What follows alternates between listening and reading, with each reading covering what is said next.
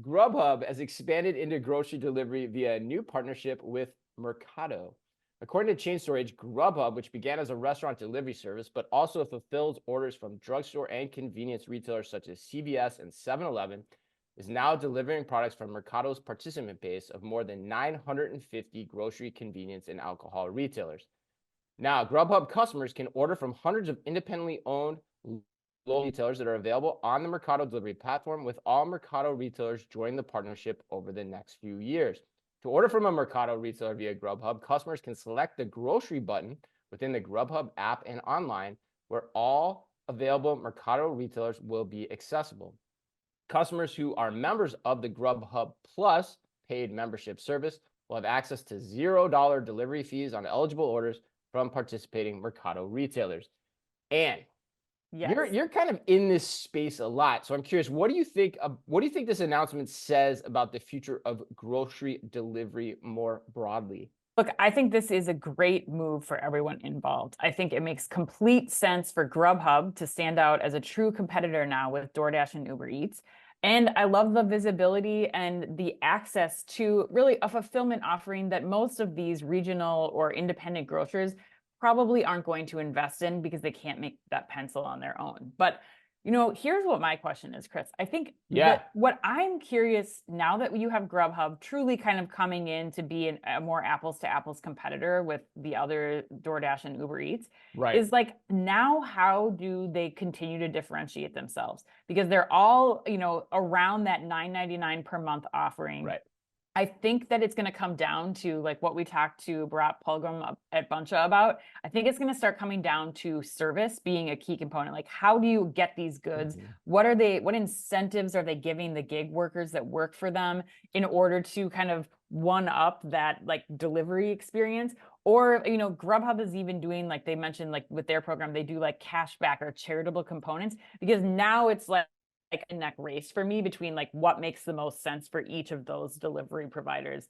And I don't know that just, offering the access to this local grocery delivery will quite be enough. So I think if it pushes it over the hub. Right.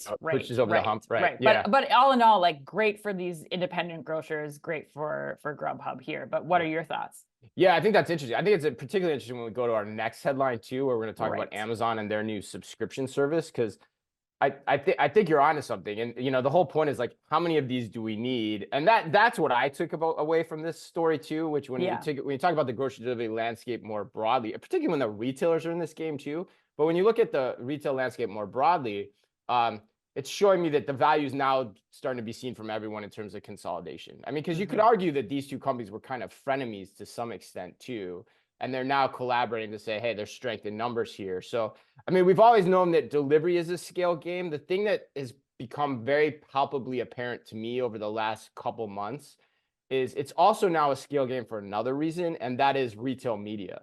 As a loyal fan pointed out to us last week in a very long string of texts, and kudos to him to us. I love when he does that. He always like gets my mind going on things.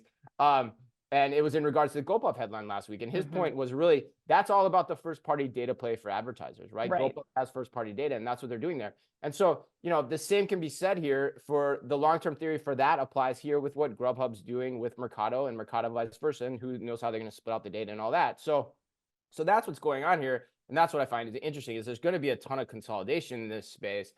The point about the restaurant delivery is what I still find fascinating, because there still are only a few players that really hold that space, right? There's Grubhub, DoorDash, and Uber Eats, right? Because Instacart's not really in that space. No. Yet all these other, and those ones I mentioned also have the marketplaces to deliver from retailers themselves too. So I wonder too, if at some point there isn't a retailer that says, okay, how do we partner up with the DoorDash or the Grubhub? I mean, Grubhub is with Amazon, so that's an important point. But like, does somebody go and acquire one of them to get the one-stop shop super app for third-party delivery, inclusive of the restaurants, into their fold?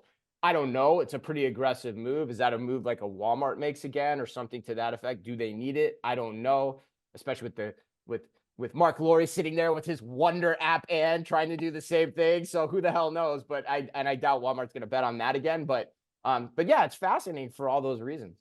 Yeah, I mean, I think that the acquisition component brings up another interesting question.